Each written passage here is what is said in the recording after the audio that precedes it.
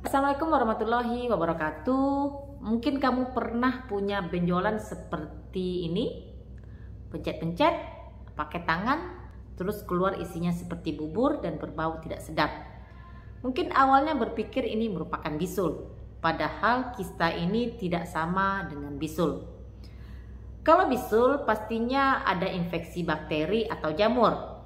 Apabila terdapat kontak langsung, bukan tidak mungkin dapat menular atau menyebar ke organ yang lain. Sementara kista ateroma ini sama sekali tidak menular, biasanya tanpa ada rasa nyeri. Sementara kalau bisul disertai nyeri dan berkembang sangat cepat dan terdapat kemerahan pada area tersebut. Walaupun kista aterom ini kadang-kadang disertai nyeri jika sudah terjadi peradangan. Pernah nggak kira-kira teman-teman mengalami jenis kista seperti ini? Kayaknya kasusnya banyak sekali ya. Di tempat saya bekerja aja sangat sering pasien yang dilakukan operasi dengan diagnosa kista ateroma ini.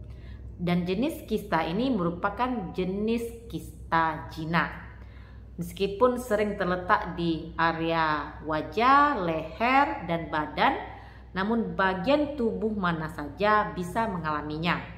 Dikenal juga dengan nama kista sebasea, walaupun tidak melibatkan kelenjar sebaseum. Jenis kista ini tumbuhnya perlahan dan menetap selama bertahun-tahun. Gak heran beberapa kali saya sempat tanyakan ke pasien, ternyata mereka sudah mengalami kista ini selama bertahun-tahun. Mulai dari ukuran kecil sampai ukuran yang lebih besar.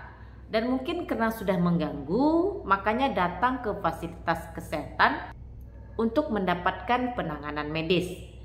Walaupun pada dasarnya jenis kista ini tidak berbahaya, karena di samping pertumbuhannya lambat dan juga tidak mengancam nyawa. Kira-kira kenapa bisa muncul kista ateroma atau disebut juga dengan kista epidermoid ini? Apapun yang tersumbat di dalam tubuh tentu akan menimbulkan masalah, termasuk jika kelenjar sebasea di kulit mengalami kerusakan atau kelenjar keringat tersumbat. Jadi jika saluran pembuangannya itu tersumbat dan tidak dapat dikosongkan, karena jalan keluarnya tentu saja sudah buntu, maka ia akan bertambah besar dan akan memunculkan benjolan. Dan benjolan ini terletak di bawah kulit. Kadang-kadang ada titik atau bintik hitam di atas benjolan, tapi ada juga yang tanpa bintik atau titik hitamnya. Kenapa bisa mengalami kerusakan atau kelenjar keringat menjadi tersumbat? Seringkali hal ini terjadi karena adanya trauma pada area munculnya kista.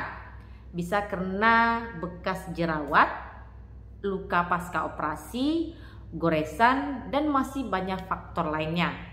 Walaupun tidak berbahaya dan jarang sekali terjadi ganas, namun kista ini perlu penanganan medis jika terdapat tanda-tanda infeksi atau pertumbuhannya sangat cepat dan diameternya melebihi dari 5 cm.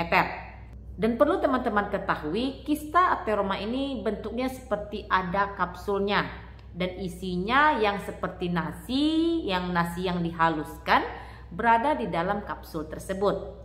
Lantas bagaimana membedakan dengan jenis benjolan lainnya seperti lipoma, furunkel, dan lain sebagainya?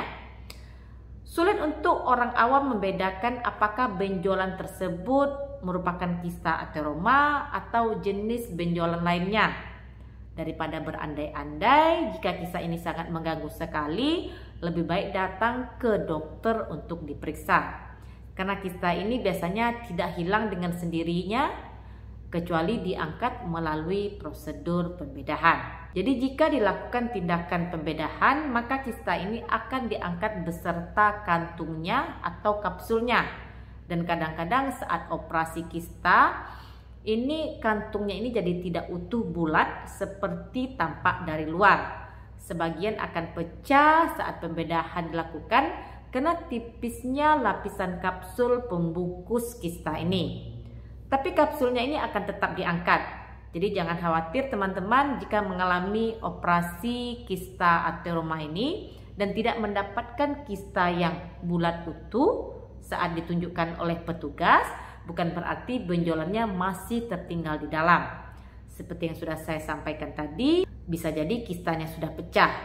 Dan satu lagi, jika sudah dilakukan pengangkatan kista aterom, bukan berarti akan terbebas selamanya dari pertumbuhan kista ateroma di tempat lain.